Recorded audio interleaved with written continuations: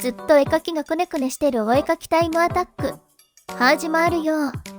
はじめまして、ステンです。突然ですが、お絵描きでタイムアタック解説します。目標完成タイムは15時間です。イラストメイキング解説はいろんな方がやってるので、この動画では絵描きがもだえ苦しむ様子をタイムアタック形式でお届けしたいと思います。人が苦しんでいる様子はエンタメとして最高ですからね。みんな、俺が苦しんでるとこ、見てて。はじめに、ラフをこねているところです。今回描いていくのはつい X のアイコンにもしているお天気お姉さんです。なんとなく性癖に忠実に描いた落書きから生まれたオリジナルキャラクターです。前回から約1年ほど経ったので、比較用に同じキャラを描いてみようと思いました。前回描いた時は天気予報士要素をあまり入れられなかったので、構図もガラッと変えていきます。ダメな時はラフから積みます。その時は再送です。ラフがワプれると、完成したイラストもワプレしやすいです。ラフがうまくいっても、ラフを超えられなくて積むことももちろんあります。というかそっちの方が多いです。安定を取りまくれば、きっとイラストは毎回完成すると思いますが、妥協と諦めの欠席として排出されます。くねくねしてます。どうしても顔だけは妥協できません。頑張れ。下書きは次の線画作業を気持ちよくするために整えていきます。安定行動です。美しい線画は美しい下書きがあることによって生まれます。たまに下書きなしで激エモ鬼線が生み出す化け物もいます。私は一般苦行僧なので、丁寧に描きます。手を描き始めました。私は手、苦手です。苦手意識があるからか、それっぽく進めようとしてますね。良くない動きでした。わからなかったら、資料を見た方が断然進めやすいです。横着してはいけない。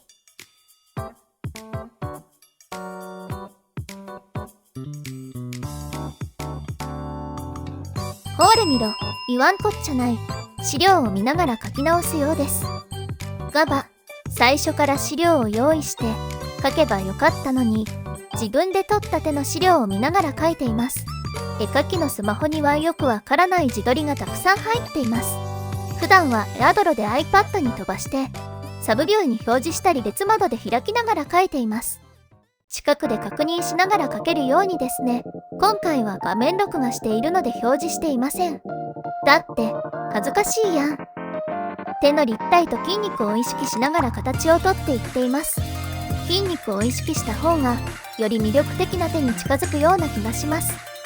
余談ですが、前まであまり筋肉に興味がなく、人体を描くことが憂鬱だった時期があります。それが筋トレを始めてからだんだん筋肉に対して愛情を持てるようになりました。その頃から手の描写が良くなった気がします。ありがとう。中山きんに君。ありがとう。マイマッスル。筋トレを始めたきっかけは、スプラ 3DLC の再動弾発表時の8号のケツです。あれが猛烈に揉みたくなって、自分のケツを鍛えて8号のケツにしようとしました。そしたらいつでも揉めますからね。今だ、8号のケツには慣れていません。ケットレは始めてから現在で500日ほどのようです。運動習慣がこれほどまでに続いたことはなかったので、やっぱ三大欲求の力ってすごいですね。早くケツを揉みたい。ほくろはなんぼあってもええですからね。チェーンソーマン、もちろんさ。本筋に戻します。線画を進めています。線画が一番好きな作業だったりします。何も考えなくていいので、私の線画は綺麗か汚いかで言うと、自己評価上は圧倒的に汚い部類に入ると思います。背景アシスタントで入っていた時は、しばしば線の汚さを指摘されていました。現在はある程度改善したと思いたいです。個人制作ではどれだけ揺れたり震えたりした線でも最終的に責任を取るのは自分なので、気が楽ですね。お姉さんのデザインですが、ちょっと近未来的にしています。趣味なので、今後この天気お姉さんの日常を描く本とか作ってみたいのですが、その際はまたデザインを馴染むように書き換えるかもしれません。キャラクターデザインは個人で描く分は自由でいいと思っています。たまにソシャゲのキャラそのまま描いて日常風景になじませている絵描きいますが、あれどうやってるんですかね。早くあれになりたい。あ、黒。目は一旦瞳を塗りつぶして視線を確認しました。目が合ってないとそれだけで違和感につながってしまうので、ここも丁寧に描きます。ある程度形が取れたので、シルエット確認のために灰色で塗りつぶします。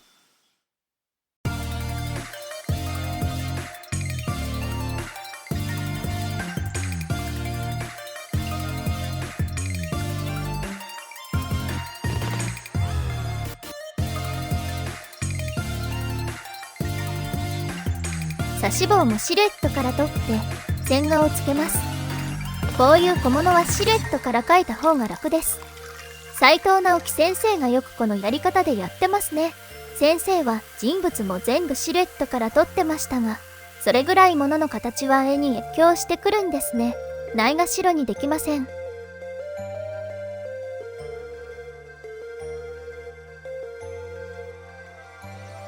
何をとち狂ったか、途中で録画データの中のラフをトリミングして書き直しています。こういうことするからいつまで経っても完成宣伝。前でも顔は幾分マシになったから、ほんまに描きたい欲と表現したい欲がクロスファイアすると、こんな感じで解釈の齟齬が生じてくねくねします。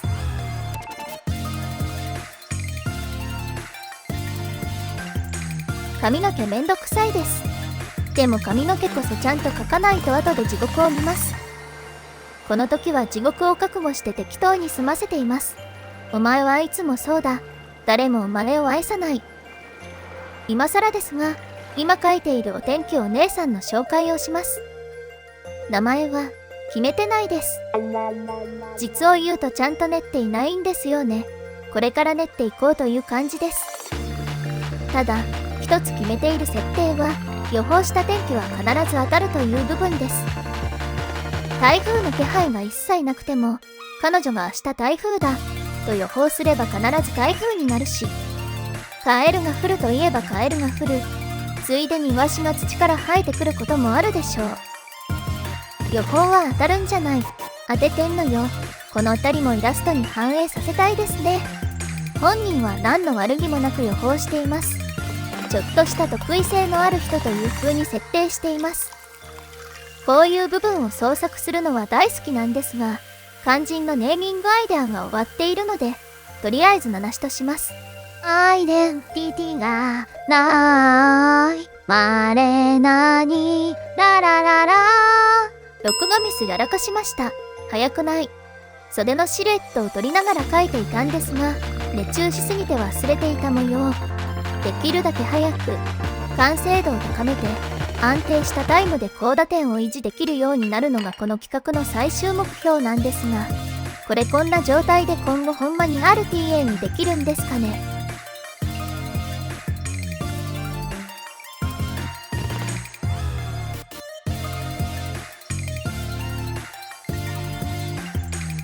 下地を塗っていきます。特に塗ることはないです。強いて言うならクリスタの有名な配布ツールで隙間なく囲って塗るってツールがあるんですが、この辺りにしか使いません。理由はカラーラフの時に説明します。今のところ思いついている背景をメモっておきます。メモなので自分がわかる程度に、汚ねえ。カラーラフやってますが、これどう考えてもここでやる作業じゃないんですよね。もちろん分かってやっています。ラフの際に色まで思いつかなくて放置していたことが原因です。ただ、色で迷ってラフの時点でくねくねするよりも、先に進めた方が挫折しなさそうだったので、後回しにしました。さて、私のカラーラフの作り方ですが、線画の上に定山で色を置く方法をとっています。というのも、線画で白を使って不透明にしてしまっているからなんですよね。後々編集しやすいように、手など重なっている部分の下まで描画しているので、線画の下に色を置けません。メリットとしては、編集がしやすいこと、デメリットは囲って塗るツールが使えないことでしょうか。もちろん下塗りもこの方法で塗っていきます。クリスタはフォルダごと上手にできるので便利ですね。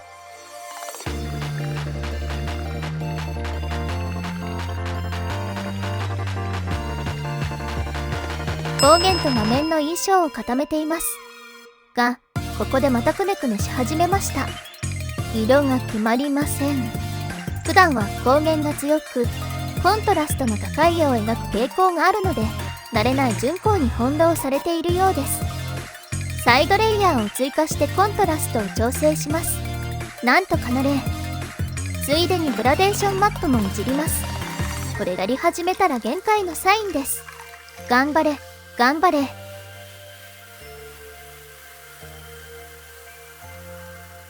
加工をやりすぎると絵を潰してしまうので、ほどほどに抑えたいですが、このようにカラーラフで沼ると最後の加工でも沼ります。今回は本当にダメですね。全然しっくりきません。制作時間削減の最大の敵はくねくねタイムです。悩んでいる時間を徹底的に減らしたいです。諦めも大事なのですが、まだこの辺りの切り替えがうまくできません。ダメな時の博打と同じです。分かっててもやってまうねんな。全然勝てないのにやけくそで対戦潜ってレートバリとかすのない。諦めました。最後の調整の時の私に託します。あとは任せた。この時点で5時間15分です。助けて。下塗りに移行するため汚ねえ線画を整えていきます。線画フォルダの上に新規レイヤーを作って、そのまま白でオーバーペイントします。線画の色トレスの時にレイヤー統合することが多いです。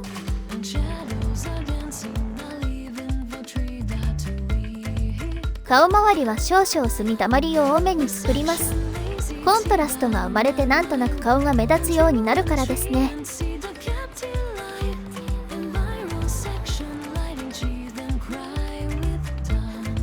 下塗りです。下地とやってることは同じなのでカットしました。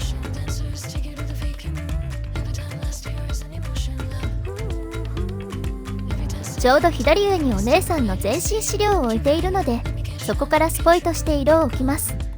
私の場合、サイドが高い状態で塗ってしまうと高確率で目が痛い絵になってしまうので、サイドを落としています。まあ未熟なもので、へへ。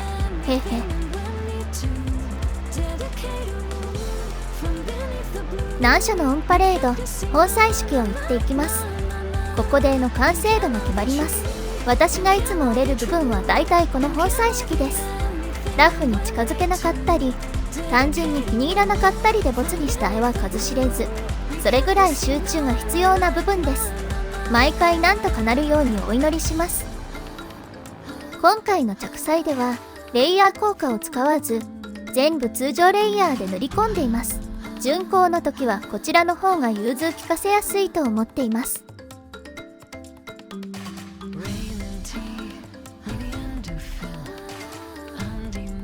昔は全部定山レイヤーで影をぼかしまくっていましたが、最近はメリハリを意識して描けるようになりました。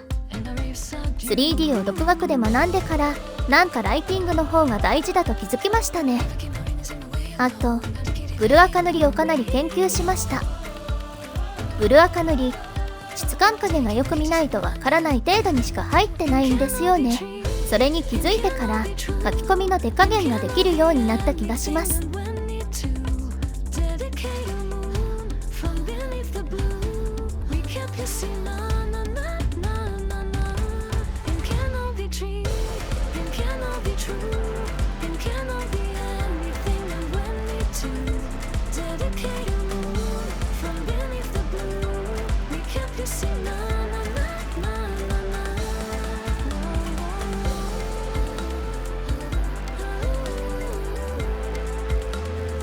難所の目です。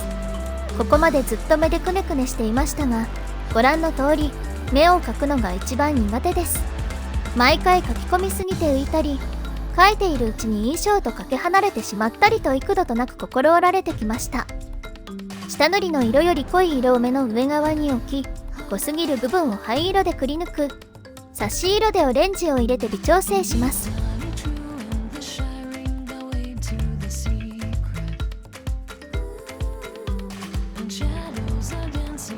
一番上にレイヤーを追加してハイライトを入れます。色が浅い感じがしたので思い切って彩度の高い水色を入れます。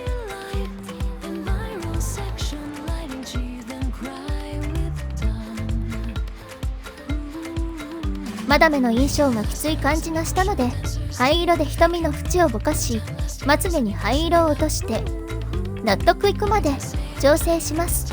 目は命です。妥協を許すな。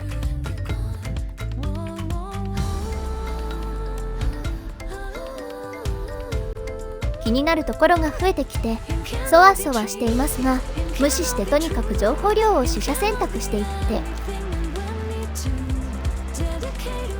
なんとかなりました。今回はいい感じですね。自己評価は80点です。私にしてはよく書き込み我慢した方だと思います。難所が続きます。髪の毛の影を落としていきます。髪は後回しにしていた部分が多いのでかなり苦戦しています。編集中に思いましたが、髪の立体はこの辺りの方が取れてますね。10時間は同じ絵を見てますからね。こんな頭おかしなりますよ。そのためにも一度休憩して絵から離れた方がいいんですけどね。今 X マッチ1セット落とした時ぐらいのテンションです。やめらんねえ。立体感がないと感じたらハイライトを入れてみます。微妙。オーバックイントで雑な部分はなんとかします。今回もダメだったよ。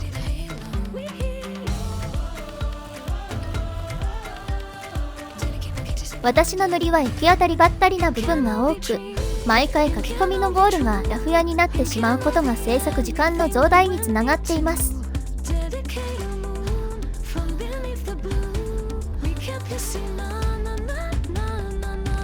細かい部分のディテールを書き込みます。やりすぎ注意。熱中しやすい部分なので自分をなだめながら行わないと画面の情報量がとんでもないことになり絵が崩壊します。ステイステンステイどうどう。案の定髪の毛で沼ってましたね。我を忘れて髪の毛を書き込んでます。もういい、戻れ。困難、キリがありません。ギリギリ残った理性で画面を引いて確認しています。少々画面がチカチカするので補正します。どの辺まで書き込むか迷い始めましたね。やはり髪の毛の線画をちゃんとやっていなかった弊害が響いてきました。綺麗な線画は綺麗な下書きからって言うたのだれ。一旦ここで書き込みを止めて先に進みます。最近のイラストって質感にこだわりまくるか少ない表現で立体感を出すどちらかになっているような気がするんですよね。アズレンから始まりブルアカ、メガニケ、アークナイツ、原神など大陸芸の影響でしょうか。特に線の少ない絵は画力が顕著に現れます。私は加工でごまかしがちなので画力を上げて物理で殴れるようになりたいですね。小物のデザインを描いていきます。最初太陽マークを描く予定でしたが低気圧マークに変更しました。太陽が動くって意味は館内ですからね。やめてください。異端者じゃないです。後々確認したら天気予報士の人が持ってる指し棒はでっかいゴールがついているタイプが多かったです。まあ絵的にこういう指し棒の方が映えるので見なかったことにします。背景に使用するニュース画面や台風情報も書きます。ずっと後回しにしていた部分です。どうせ最後に加工して見えなくなるので雰囲気でそれっぽければ OK です。この辺りも資料を確認しながら描いていきます。資料を使用する際複数の画像を参考にしながらできるだけ参考資料そのままにならないように気をつけています。参考資料が少ないとその分一つの画像に寄りすぎてしまうところがあるので画像は多めに集めておきます。参考資料は普段のネットサーフィン、ピンタレスト、あとは自分で撮ったりしたものを Google ドライブにまとめて探しやすいようにしています。それをピュアレフに貼っていつでも確認できるように PC 画面に表示しながら描いています。どの作品でも使う資料や自分の絵は部屋の壁に貼って嫌でも見えるようにしています。お絵描きから逃げるな。それでもくねくねしているこいつは一体。先ほどから文字をレタリングしていますが、これは個人的なこだわりです。文字をそのまま貼り付けると悪目立ちしてしまうからです。アシスタント原稿の締め切り前などものすごく急ぐときはさすがにレタリングしませんが、個人制作の場合は完成度を重視するのでレタリングで表現します。文字のなじませ技術が未熟なことも原因ですが、単純にレタリングが好きという気持ちの方が大きいです。あとは特殊な文字が使われている場合、似たフォントを加工するより書いた方が早いので、今回は低気圧マークの文字がそれに該当します。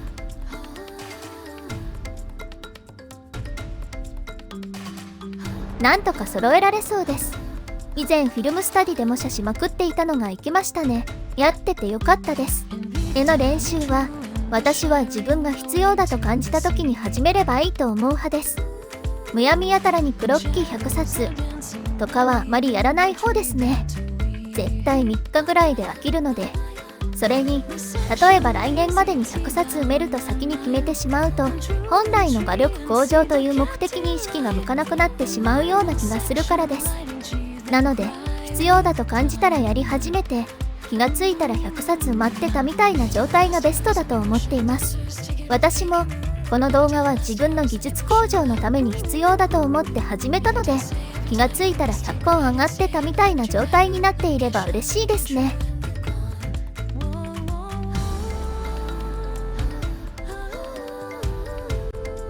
ニュース画面にお姉さん本人も登場させておきましょうか。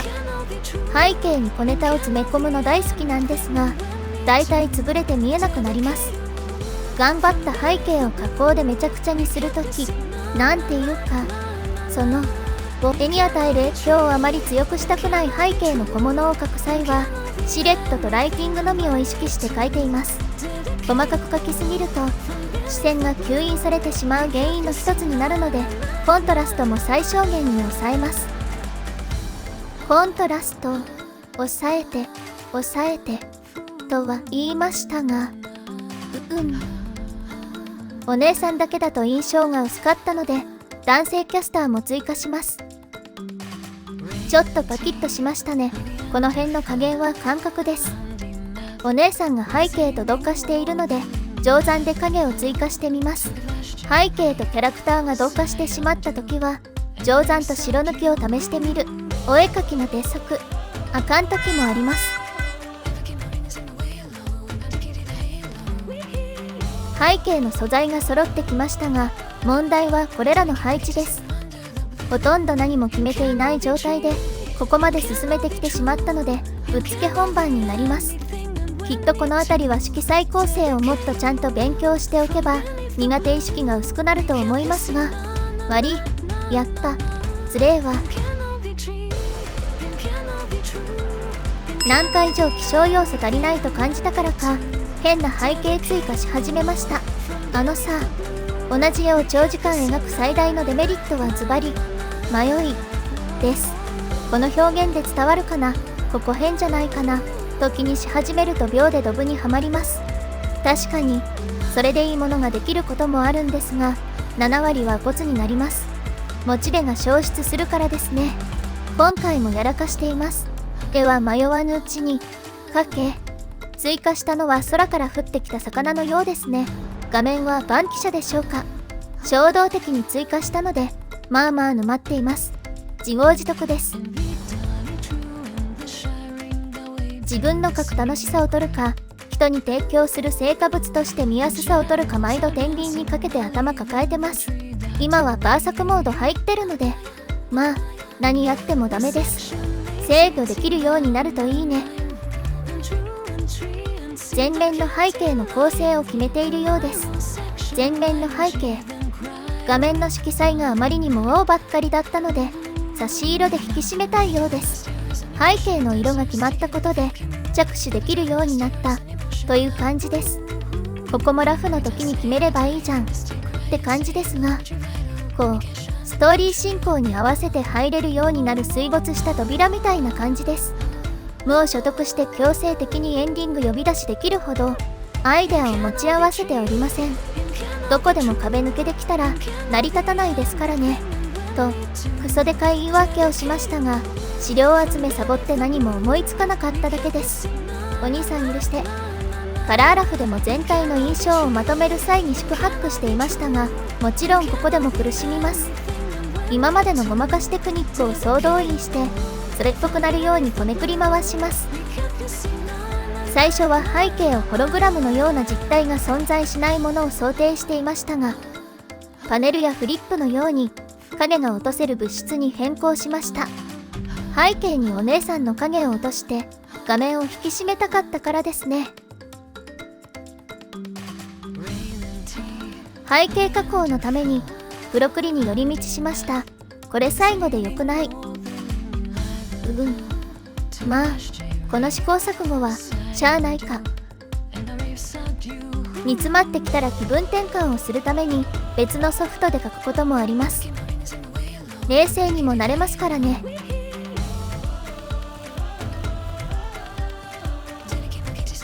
オーバーペイントを行っていきます。汚すぎる部分を整えて情報量の整理をします。背景頑張りすぎてメインのお姉さんより目立ってしまってますね。今は置いておいて最後にフォトショでまとめて調整します。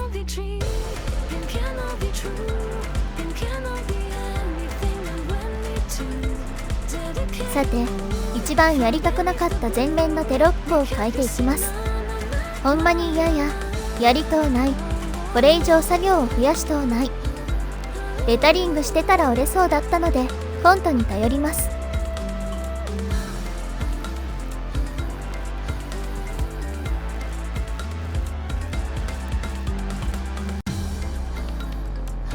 文字を調整して縁をつけます。ここからちょっと特殊な動作をします。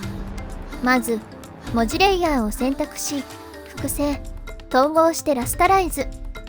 編集から輝度透明度に変換をして縁のみの状態にします。縁だけになったレイヤーを今度はベクター化。これで線画の太さの編集およびペンのタッチの変更ができるようになりました。操作からオブジェクト選択を選びブラシ形状を変更するとこのように生成したアウトラインを手書きっぽいタッチに変更することができます。これレタリングの時にやれや。すみません。レタリングもやりたい時とやりたくない時があってゴニョゴニョ。そうこうしてる間に他のアイコン等も書いていっています。この辺で完全に慣れてます。制作期間が爆増したのはここのせいです。嫌なものを嫌と言ってたらこんな今日にたどり着きました。苦しむ決断したのはお前さんでやんで。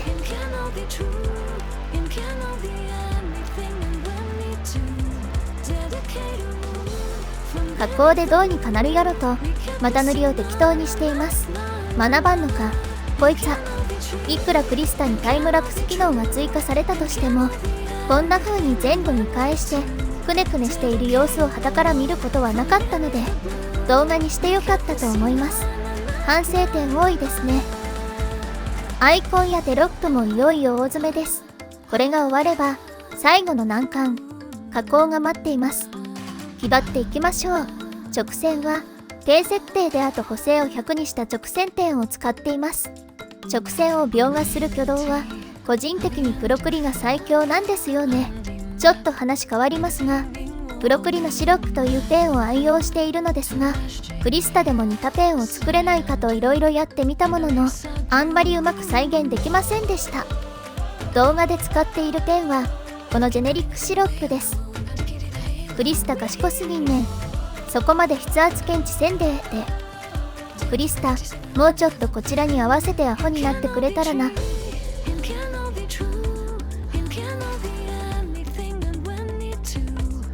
最終調整に入ります。全体の色味や雰囲気をここで整えていきます。ウイニングランと言いたいところですがラスサビ発狂に巻き込まれないように気を抜かずに参りましょう。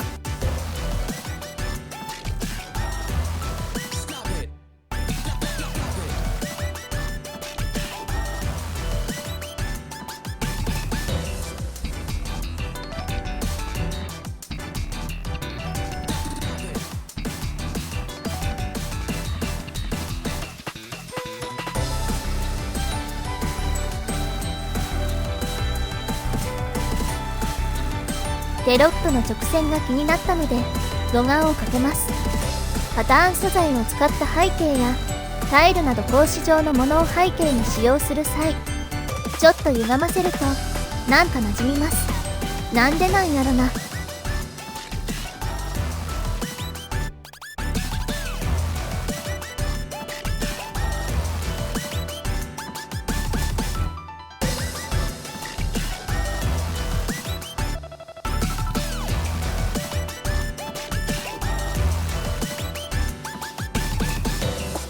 まだ背景のコントラストが強すぎるのでオーバーレイやスクリーンで目立ちにくくします。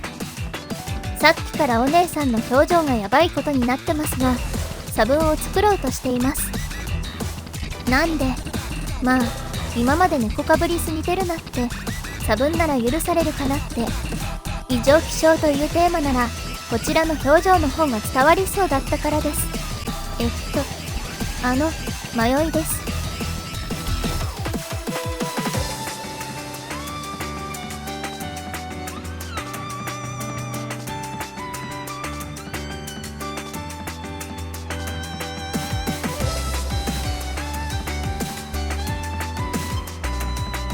ではそろそろ完成です。キャンバスを保存したところでタイマーストップ。